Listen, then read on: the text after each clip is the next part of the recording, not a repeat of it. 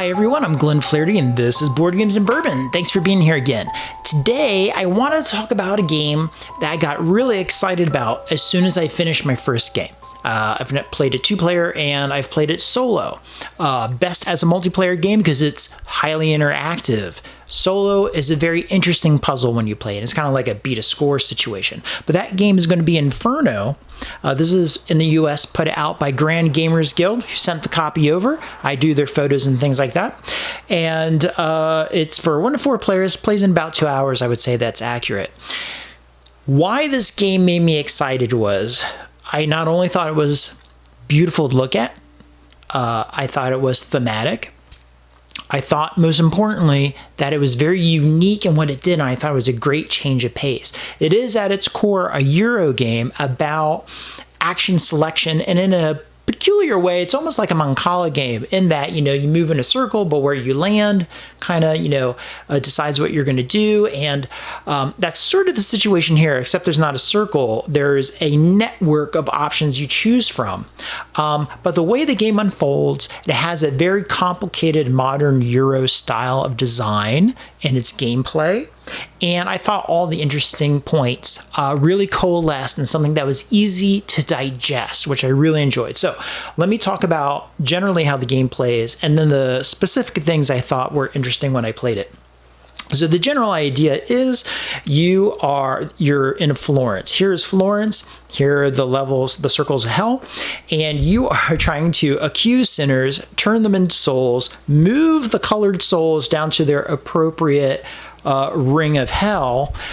When you do that, they score a point, but those souls can be for anybody, which is one of the points of interaction where as the souls move in, yes, you might have moved it. Moving your soul gives you specific actions. It can also score if it's on the right color of the circle that matches it. Someone else might take your piece. That's one way it's interactive, but it all works out in the end there, okay? Now, so Florence, you accuse people. Souls move down. When they move down, you're going to pick specific actions you can do. All across this board, there are 4 symbols. Those 4 symbols relate to a pair of actions you can take in the above Florence. The first phase is move a soul. The second one is kind of like the living people up in Florence. And when you do that, you are trying to make your home better, your personal tableau. So the things you can do over here is like you can move barrels, you can steal barrels into your own area. When you do that, you're essentially unlocking bonuses like points or getting diplomas. Diplomas are used for scoring in the end, stuff like that. You can build towers as an action. When you build towers, you have room to accusers and people in them. And sometimes you need 2 people on a level because you need 2 people where their colors match, and that activates them becoming a soul, stuff like that. You can get extra workers on a spot. You can move accused people into the tower from the beginning. You can get extra money. You can take people that are in your tower because you need workers out from there, put it back in your home, and now you can reuse them. You can also do things like you can exchange money, you can advance, do accusations and stuff like that. That's what you're going to do up here. You cannot do this unless you landed your piece correctly over here. But complicating where you're landing over here, besides like, I chose this before, now this one action only gives me the ability to move one of these 2 actions from below it. These are my choices. It's going to be complicated by the guardians or gods that are kind of watching over the circles of hell. You're going to have 2 at a time, and I think there's 5 in total, and each one works in very different ways, which is kind of cool. You have like Medusa, who freezes people and takes up spots on the circle of hell. That means you can't land as many people, and it affects scoring. You have ones that put out bones, and this scares people away. You can put chains around souls, which means only you have access to them, and they play out in different ways, and the combinations are pretty cool. You can, there's a river Styx here. You can take loans out because you have to pay to move down that, but it's going to be to your detriment as the game goes on. You have to pay a fee to bring souls into hell, and you're going to have to do that if you want scoring opportunities and actions to do other things. And then there are these trackers down here that are kind of cool. So every time you turn a soul, an accused into a soul, they have a specific color that moves you up a track here. This track here goes from 1 to 4. Now that's a multiplier for the value of the track. And there's other things in the game that modifies the value of the track, and the value of the track can go from 1 to 5. But you can't even use it unless you activate it by having a diploma in the game. And you might get whole diplomas, you might get half diplomas. Every time you convert a soul, Dante moves down, and that's really the timer in the game. And as he moves down, he'll give you diplomas of certain colors, or he'll give you, various different actions you can choose from. Now, on top of that, another thing that I thought was really cool is you're going to have individual setups. They're these family cars, and that'll give you your own set of circumstances to start the game.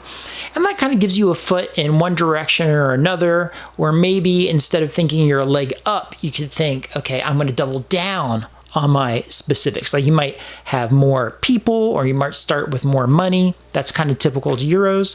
But then you're also going to have these cards in the game. I forgot the exact words for them. But what these cards do is they're cards that are either going to give you an instant bonus or end game scoring condition.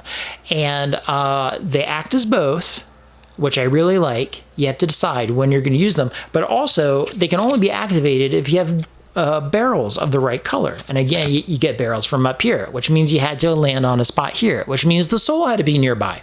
So everything kind of like, moves around and ties into each other. I thought it was really cool. I thought it was very unique. The way that this action here later on dictates what's available to me. I really enjoyed that. As the souls come out here, you're going to have more options of what you can do because it just depends on, what's being moved. Fine. But everyone here is in play for everyone. Now, because they're different colors, they go to different rings, and the different rings have different points you're going to get. Like if you have a light blue, that's all the way at the bottom. So if you've invested a lot of time in moving a light blue all the way down here, you can get 5 points. Now, the truth is, as the game unfolds, probably everyone had their hand in moving the workers around. Yes, somebody might, finally reach a level, get the 5 points, but they probably took a suboptimal move. They paid for it somewhere else. Also, they might have done that to your piece, but you could have done it to their piece and laid it somewhere else. So it all kind of works out in the end. The game is rules light. I think the whole book was 12 pages, and really there was a lot, there was like a quick preview and then in more detail. It's really not too heavy, and it looks great. And I'm really hoping people would get this for Halloween. I don't know if they will, but my goodness, such a fun game because it is different, it's thematic, the things make sense, you can see how they all tie into each other. I just really enjoy it. So anyway, that is Inferno. Give it a look, and if you have any questions, let me know. Talk to you later.